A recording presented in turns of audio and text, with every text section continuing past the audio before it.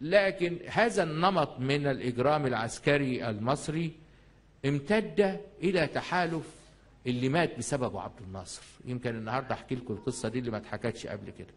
انه عبد الناصر اتفق مع الملك حسين في الاردن انه اقتل الفلسطينيين وانا اشجب، وكل ما اشجب انت تقتل، انا اشجب وانت تقتل، ما يهمكش، اقتل للاخر. قعد مذبحه ايلول الاسود الملك حسين يقتل وعبد الناصر يقول نندد بالملك حسين، ملك حسين اللي عمال يقتل في اخواننا الفلسطينيين وبتاع. ففي الاخر صدق نفسه وزود في الكلام وان الملك حسين لازم يعاقب وكلام من ده. ايامها كان القذافي رئيس جديد بقى له سنه وكتكوت مفترس بقى، فقال لادبه جاب سلاح وداخل في مؤتمر القمه، قال يعني ان هو وما رضيش يسلم السلاح وهو داخل مؤتمر القمه، يعني زي ما كنا انا جاي داخل عليكم كده وممنوع ان انا اخش بسلاح، فاقول لا لازم اخش بسلاح. طب انا هعمل ايه بالسلاح هنا؟ يعني احنا قاعدين قاعده. المهم فعبد الناصر قعد يقول للملك حسين برضه ما يهمكش، هنطلع قرارات ادانه بس اقتل انت، خلص عليهم، لانه كان عنده حقد على الفلسطينيين بعد ما قبل مبادره روجرز في سنه 70 واعتبروه تخاذل وقفل لهم اذاعه فلسطين وابتدى يضيق عليهم ويطردهم من مصر وكده. فعايز يصفي فلسطين بقى، يصفي قضيه فلسطين بالطريقه بتاعته زي ما صفى زنجبار. فما كان من الملك حسين الا انه ركب طيارته، الراجل الله يرحمه كان بيعرف يسوق، فركب طيارته وجاء مصر، وكان هو عنده الحكايه دي ما يستاذنش، يقوم جاي مصر يقولوا له في المطار ده الملك حسين جه، طب هاتوه. فدخل على مؤتمر القمه، ما كانش في مصر فنادق غير في فندق الهيلتون، فهو عارف السكه الهيلتون، نزل السفير مستنيه، ركب العربيه وصل هيلتون، سلام عليكم وعليكم السلام. حط التسجيل وعبد الناصر قعد يهاجم، فهو رفع ايده قال انا بس احب اطلع الساده الرؤساء والملوك على حاجه مهمه عشان يبقوا عارفين الموقف بالظبط. وقام مشغل التسجيل اللي فيه عبد الناصر بيقول اقتل وما يهمكش، اقتل وما بيهمكش، والساعه كذا بيقول له اقتل وما يهمكش، اضرب في المليان، اضرب في المليان زي ما الشيخ علي بيقول لعبد الفتاح السفاح. ف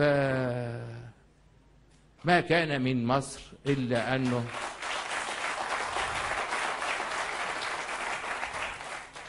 الاجهزه العظيمه قررت تصفيه الملك حسين. الملك حسين ما يرجعش سليم. جابوا السم اللي موجود في المخابرات، عندهم سم يموت بعد 5 ساعات وسم بعد 7 وسم بعد 12 وسم على طول. فجابوا اسرع حاجه اللي هي 5 ساعات. قالوا انه يشرب القهوه، قصه الهيكل بعد كده عايز يحورها، هو عايز يعني يوريك يعني ان هو عارف لكنه مش عارف يحكيها، فعايز يحكي. فجاب السم وحطوه للملك حسين وجال فنجانين القهوه. يشاء العليم القدير ان اللي يشرب السم هو الزعيم الخالد مش الملك الشاب. فالراجل ركب الطياره وروح الاردن، وعبد الناصر لما تعب في المطار ورجع المطار، هو ما بيسمعش اخبار الا ايه؟